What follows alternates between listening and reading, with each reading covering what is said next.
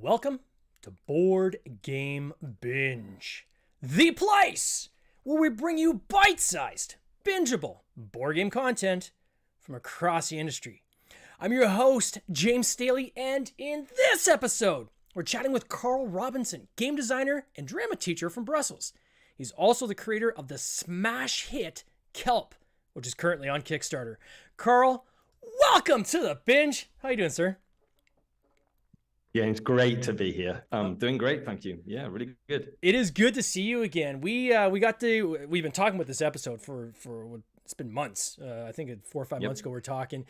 Ran into each other at Essen, which is super cool to actually meet you in person. I got a chance to walk over to the booth, and you got to show me the game. I could see kind of the live action there, and it was a pretty exciting time. That must have been pretty overwhelming for you at Essen, eh?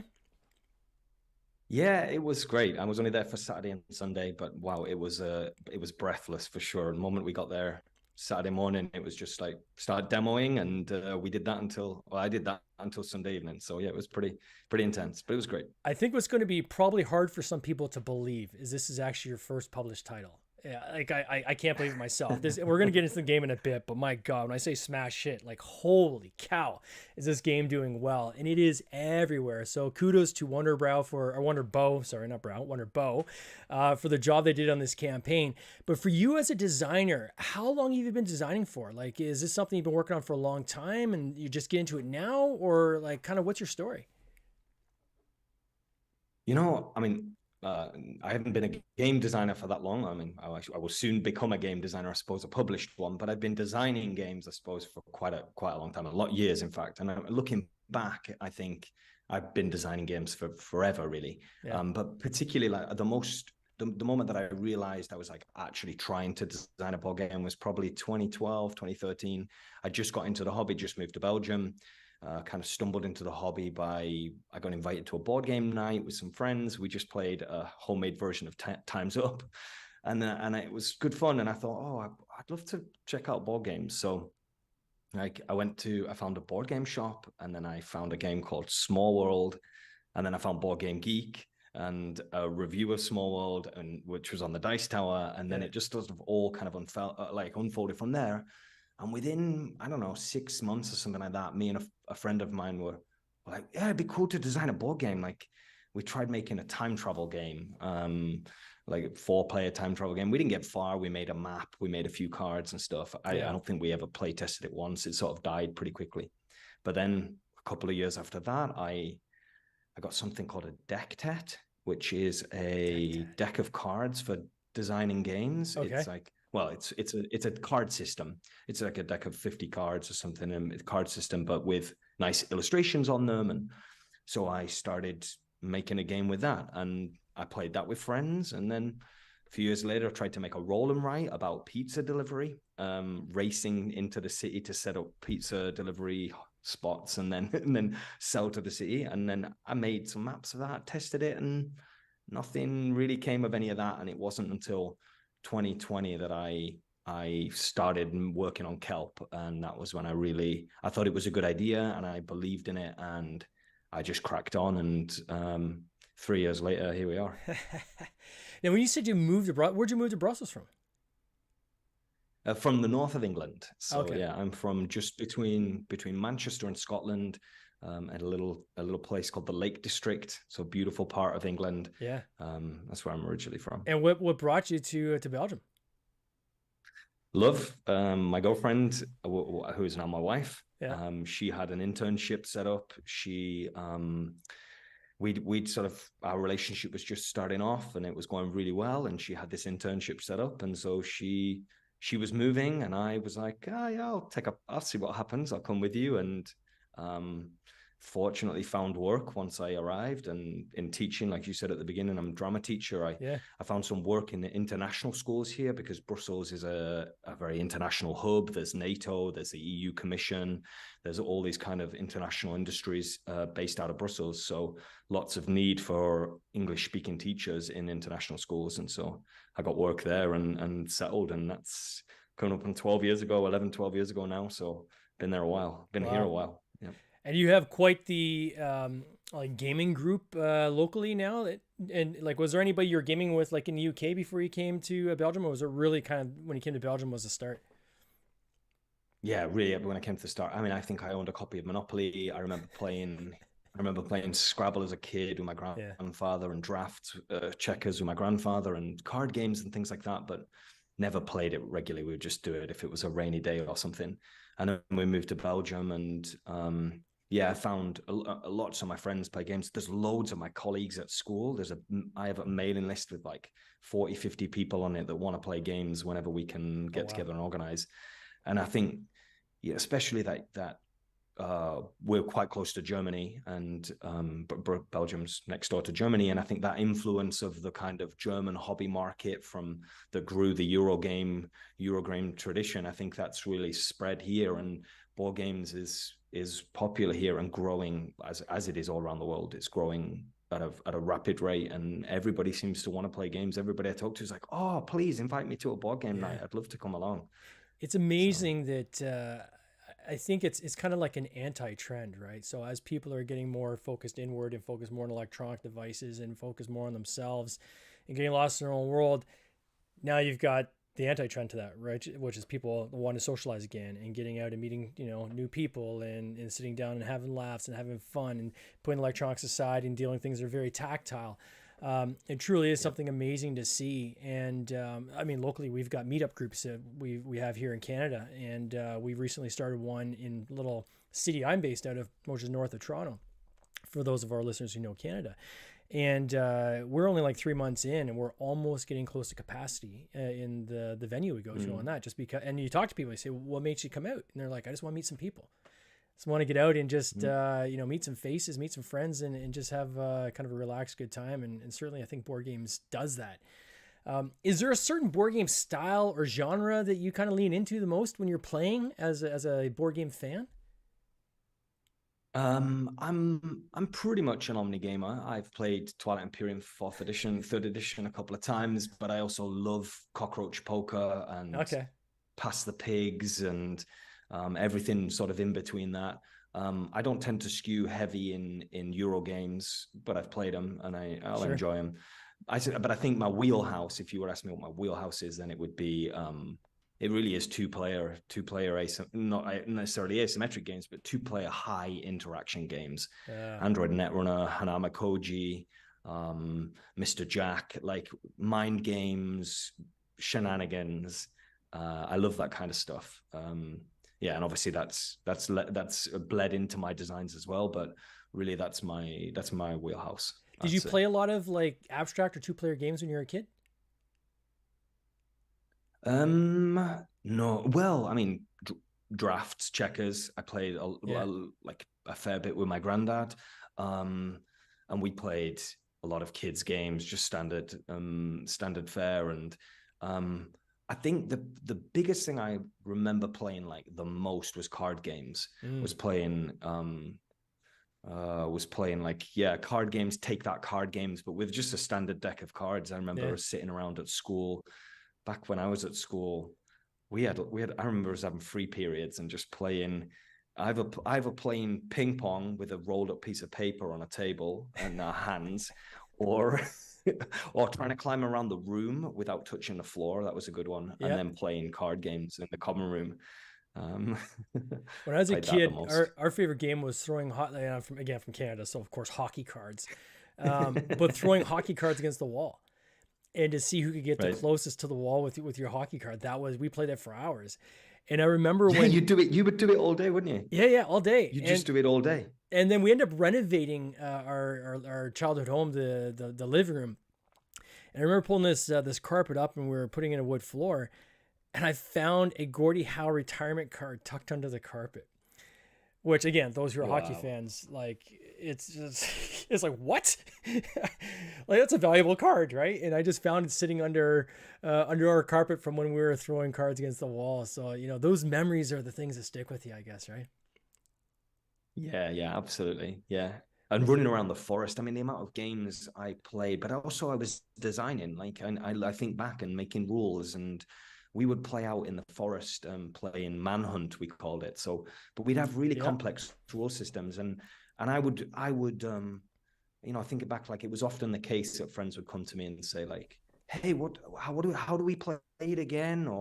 And I'd either recall the rules or I'd make them up. And I think, yeah, that I've always loved play in whatever that might be, whether it's a board game or whether it's a big team game out in the woods.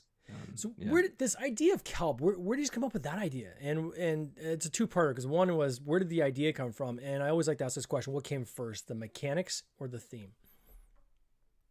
Yeah. Well, it was a really clear inception point for me, which was conception point, not inception point, although it possibly was inception. Either was or. Yeah, watching the Netflix documentary My Octopus Teacher. Okay. I don't know if you've seen it, James, but it's really worth watching. It's a documentary about an octopus there's a diver, and he's filming this octopus every day for a year, basically, or its life. And the documentary captures some incredible behavior where the octopus is being hunted by a pajama shark, which are the two characters in the game, the two sides in the game. And it's cornered one day, it's got nowhere to go, and it's in this exposed part of its habitat. And so it defends itself by rolling itself up into a ball of shells, like sticks the shells to its tentacles and makes this ball of armor around it, the octopus does. And the shark's biting the shells, and it's confused, and it can smell the octopus inside. And finally, the octopus lets go of the shells, swims in the other direction, and the shark is left there feeling confused and a bit dumbfounded. And I saw that moment, and it was just so playful, so ludic, so clever. And it immediately just reminded me of some of my favorite games, of the way of, especially Android Netrunner, which is one of my favorites that I play casually.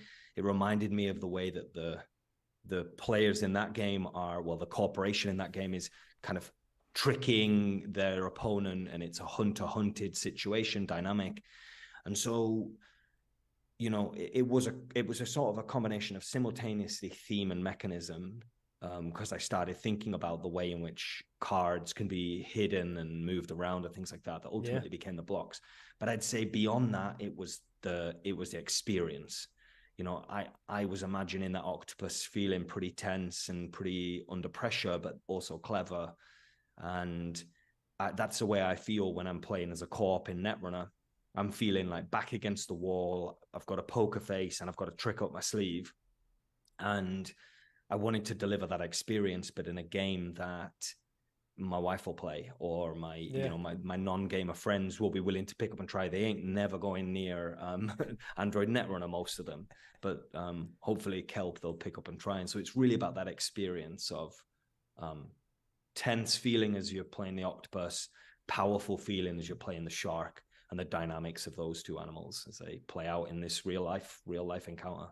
That's a cool way of kind of describing your process. It's because I'm similar when I create games. Often it's a theme that's first kind of with a general idea of what kind of game and experience am I looking for, without any more details than that. And then I start to kind of play in that sandbox and figure out, okay, I'm going to use this mechanic. Okay, this mechanic's not going to work. Or I'm going to use this kind of mechanic. Okay. And then I usually kind of land at something that I can eventually start play testing. But I can't think of, there's only one game I have in my portfolio, quite frankly, that start off mechanically. And then I'm like, okay, based on the mechanic, here's a theme I think I can wrap on that. As the exact opposite, when you talk to other designers that are very much, they'll come up with kind of a mechanic and system that works, and then they'll put a theme on that. So it's kind of cool to hear both sides of it. And then a two-player game, I mean, you know, I think the inspiration there of, you know, having, you know, your spouse being able to play a game with you, I think is pretty cool. You know, we were saying just before we went on air, I feel bad. I got a colleague I have to call up and apologize to him, because I said, you know, Kickstarters where two-player games go to die. And I couldn't have been any more wrong. Like when I see this campaign, which I'm going to show on screen here for people who are watching live or on the replay, I mean, in Canadian dollars, because the only way I can see it, $656,000. That is not a small campaign, my friend. That is huge. And obviously a testament to the game you've created. Visually, it looks good. and I can see even more on your page here than even I was able to see when I was at Essen. But I mean, it looks cool, right? When you see it on the table and you see the tiles that you've got for the octopus and how they play and how they're hidden from the other player, it's visually a great game, but also mechanically. And all the reviews I've been watching, everyone's saying the same thing, that this is a well put together, very tight game experience. Can you talk a little bit about how you connected with Wonderbow as a publisher with this game? Yeah, sure. Well, I came up with the idea in 2020. I developed it for a couple of years and really polished it, and then got some advice online from places like the Board Game Design Lab, from Break My Game, the Discord. These are kind of places where designers go to meet and share resources and information. And I learned about how you pitch a game and how you put together a sell sheet and the kind of types of encounters, the types of like pitches you might have. You might have a minute, you might have 3 minutes, you might have 30, and being prepared for all of those. So I kind of got all my ducks in a row and prepared myself with a sell sheet and I bought a table at Essen in the proto zone. So I paid a few hundred euros to get a prototype zone table for the 4 days in 2022 last year. So I went there, I had my 2 prototypes set up, and I demoed it, and I got a few bites from some publishers there actually, but they were looking for more family weight than perhaps KELP is, or at least was at that point. We've streamlined it a little bit now, but and I pitched to another publisher, and I was kind of out of options at that point, and so I took my sell sheet. One of the days, one of my friends took over the table, and I just walked around the con, looking at booths that seemed to would be willing to produce my game and looked like they might be interested in something in that market. And I was pretty clear of what my market was going to be as well. I knew it was going to be kind of gamer plus spouse, or gamer plus non-gamer. And so I saw Wonderbow. They had a really interesting project, and with their previous game, Hunters of the Lost Creatures, and it was clear that it had gone to Kickstarter, and I kind of felt in my gut that KELP was going to do well on Kickstarter, and because of the component qualities. And I pitched it to them. In fact, I didn't pitch it to them. I asked somebody at the table, is anybody accepting pitches? And I can come back later if you want. And they said, well, have you got anything to show us? And I said, yeah, here's my sell sheet. I gave it to them, and I did my kind of 1 minute elevator pitch. And Zunka from Wonderbow, he just stopped what he was doing and listened. And I think it was middle of the day on Friday or Saturday. It was pretty busy at the table as this thing, but he just stopped and listened, and I could see he was paying attention. He said, okay, tell me more. And I did. And then they said, yeah, can we meet after hours and give it a try? And so I thought, okay, yeah, we've got a good chance here. So I stayed late that night, and we played it in the hall after the kind of lights had gone off. And it was pretty clear they were interested from the get-go, and we made a handshake deal pretty quickly and hashed it out over the next few months, and then the rest is history. That's amazing. And that's kind of like the experience of the user too, right? Which is, you got to get them hooked, right? You got to get them to want to play it, right? And if you can get them to the stage where they're actually playing the game, assuming your game's good, I mean, then it's just the final details from there. But the hardest part is getting people to go from concept ideation through to, okay, now I want to sit down and try to play this game.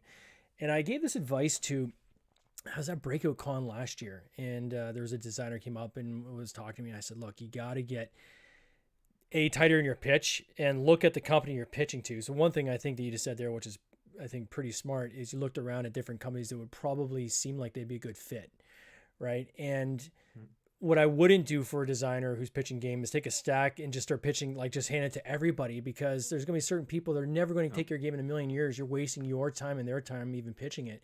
Look for the ones that seem like they'd be like a fit. Like if you're an educational type game, for example, try to find a company that publishes educational games, right? That's a good place to start.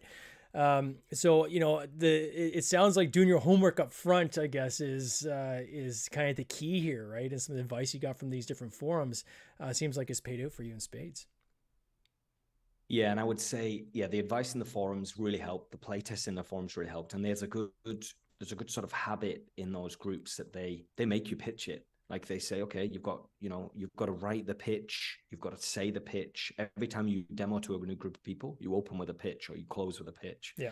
And I think, and also I'd cut my teeth by that point. By the time I went to Essen, I'd already done a couple of cons, smaller ones in Belgium, Yeah. and I was at tables pitching it to people, and every time I pitched it, I tried to rehearse that. And I come from a drama background. I'm an actor and a drama teacher, and so rehearsing something and polishing it is, yeah, I'm used to that. And I've got a little bit of a script in my head, but I can deviate from that script if the circumstance is different. It's not just a rote thing every time, but you've got to get the words in your head and in your mouth. Yeah.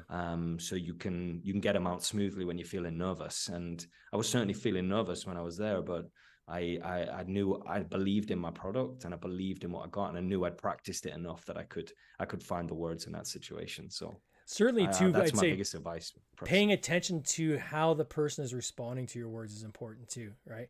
Like if I'm at a con and I'm pitching, and I'm always pitching my stuff, right? Whether it's a titles that we produced a couple years ago and we're selling stock, or if it's something new.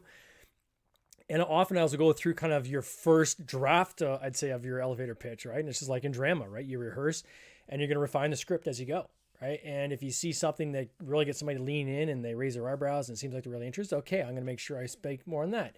If there's something I'm talking about and I see them kind of starting to look around like they're getting bored of what I'm saying, well, I'm going to cut that. I'm not going to repeat that on my next pitch, right? And try to refine that as you go. So I think being aware of the people that you're actually pitching to is such a key point. So for those who don't know about KELP, and first of all, great name. Congrats on that. I mean, I love it. It looks Thanks. so good. Can you explain to people kind of the essence of what this game is about and how to play it in, I guess, use descriptive language as possible? For sure. Yeah. Well, KELP, as you said, we've talked about it. It's a two-player asymmetric game, deeply asymmetric game. So that means, for anybody that doesn't know, players are doing very different things on their turn. They use different components and they have different ways to win the game. So the octopus player, their goals are to survive and just not get eaten. And that's a pretty clear goal for the octopus player. Outlast the shark is one way they can win the game. Or if they're brave enough, they can try and shoot the moon in a way and eat all of their food. They're obviously out there trying to survive as well. So they have a way that they can eat food, and I'll come back to that later. And if they manage to do it all, eat all of the food, they can also win the game. The shark, meanwhile, simple goal for the shark is find and kill the octopus. And so the mechanisms of the game is that the octopus is playing, they're predominantly they're manipulating these mahjong-like blocks that are standing up on their standing up basically. And on one side of the block there are shells or traps, or in the case of one of the blocks, an octopus. And there's these 9 blocks on the board, a little bit like Stratego. So if anybody can imagine the game Stratego, where you can see what's on the blocks but your opponent can't. It's that, but the octopus is the only one that can see where the octopus is hiding on these kind of mahjong Stratego-like blocks. And they're playing cards, a little bit of a deck building hand management game to manipulate the blocks on the board, moving them around, mixing them up, trying to keep them away from the shark and trying to ultimately eat the food, which is also on some of the blocks that get put into play. But the octopus has a problem that every time they play a card, they've got to reveal 1 or 2 or sometimes even 3 of their blocks to the shark. So they're playing this kind of economy of information where they give certain piece of information away, and then they've got to hide the blocks and mix them up again and cast out. And it's a little bit like the game in the street where you're betting on where a ball is hiding under a coconut shell, like type thing, yeah. Exactly, yeah. 3 coconuts, one of them's got a ball under, the magician mixes them around and you've got to try and guess where it is. The octopus kind of doing that throughout the game is revealing themselves as an octopus and then mixing themselves up and disappearing. On the other side of the table, though, there's the shark. And the shark is represented by a miniature, this gorgeous kind of sculpted mini that's in the game. And that's swimming around the board between these zones that the blocks are in. And it's using dice. It's a dice pool building game. So they roll dice, They can use blue dice as water, their currents, to swim around the board faster and further and get to where they need to be. And then they use yellow dice and red dice to reveal and attack the octopus's blocks. So the shark, they're playing a little bit of a deduction game. There's not a lot of memory, but a little bit, like you're kind of keeping track of 2 or 3 moving pieces. And, oh, you've just revealed that trap and hidden it again. Okay, I'm going to keep track of that. And then, but maybe they get mixed up. And you're trying to work out where the octopus is, be in the right place at the right time to attack them. It's not over, though, when the shark attacks. There's one last chance for the octopus to escape, which is just actually a true story as well from the documentary. A little bit of a spoiler that in the documentary earlier on, the octopus does get caught by the shark, actually. And it is so, the way that it gets out of the situation is so clever. It sticks its arms inside the gills of the shark and suffocates it. So the shark can't breathe, lets go of it, and it just swims off and carries on its life. Wow. So that moment simulated in the games by this, in KELP, by this final confrontation, it's called, where each player tries to, the octopus plays an escape strategy and the shark tries to counter it. If the octopus escapes, they can't do it again the next time, so their chances get slimmer. And if the shark reads the situation correctly, they're going to catch him and game's over. That's amazing. It almost reminds me of that the cartoon illustration of the frog being eaten by the pelican, and he's got his arms outside, choking his hands around the pelican's neck, and it says "Never give up." Yeah. Man, oh man, I just learned something. I have to watch this documentary now. This sounds amazing. Oh, for sure. So yeah, for sure. In fact, the final confrontation, there are 3 cards. One is fight, which is the suffocate the shark, true thing. One is flight, which is the octopus uses a cloud of ink, another true kind of escape mechanism. They push for cloud of ink and disappear. And then the third way that they can escape is just by losing one of their limbs. They just lose an arm and then regrow it over the next few weeks. And that's flinch. And so they are really 3 genuine ways that octopuses escape from sharks. And that's in the game, those 3 cards.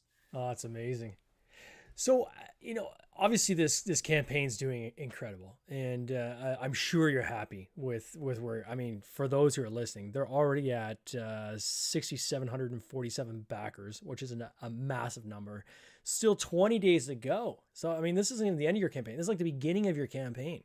I can't even imagine where this thing's going to end up, but at least in Canadian dollars, it's probably going to inch in around the $1 million mark. So again, kudos to you for on just the success of this campaign. Where do you go from here? Like when you have a campaign and a success this big, is there other designs you've already been working on, or are you going to get into self-publishing, or like how have you kind of mapped that out? Like what's the plan for you? Sure. For me, it's just continue to make games that I love. That was my goal with KELP. I don't have an interest in publishing myself, or I had no interest in kickstarting KELP myself. I knew I wanted somebody else to publish it for me. And Wonderbow, like you said, have done just an incredible job from the art to the manufacturing to everything. They're lovely people. So I'm going to continue just making games. Most of my designs right now are nature themed. I've got a game about a fox and a badger that live and hunt together, which is true story in nature. And it's a little bit of a cooperative, semi-cooperative, don't wake daddy kind of situation where the fox is trying to not get eaten by the badger. I'm working on that. I'm working on another game, maybe 2 to 4 player version of KELP with a kind of that system at its core, and to try and include a few more players. So we're working on that. I'm working on that with a co-designer, a friend of mine. And yeah, just keep making games that I love at least, and we'll see what happens. I really don't know. This has surprised me as much as anybody else. I knew that the project looked good and I believed in it, but I didn't. I remember saying to a friend at some point, I think it'll probably sell 5,000 copies in its lifetime. Like that would be, I'd be really happy with that. And we hit that in 3 or 4 days. So it's been really exciting, and I'm just excited to see what happens next. Oh man, that's incredible. Well, certainly I hope you enjoy the ride, my friend. And I want to get you back on this podcast when you have the next game, because I mean, if this game's any indication of where you're headed, I'm sure you're gonna have a long career in game design. I want to wish you all the best. I can't wait to see where this ends. I'll be keeping an eye out for it. For those who want to check out this campaign, it's KELP with a K. You can look it up on Kickstarter. I will put a link in the show notes. Carl, all the best, my friend. Hopefully we'll see you at Essen next year. Thanks. Take care. Take care. Cheers. This has been an episode of the Board Game Binge podcast, hosted by James Staley, produced by James Staley and Mike Bruner, with original music by Nick Smith. If you would like to watch these interviews live, simply subscribe to our YouTube channel, Board Game Binge, and you'll get access to live interviews, giveaways, and interesting board game content from across the industry. I can't wait for you to join us. See you next time.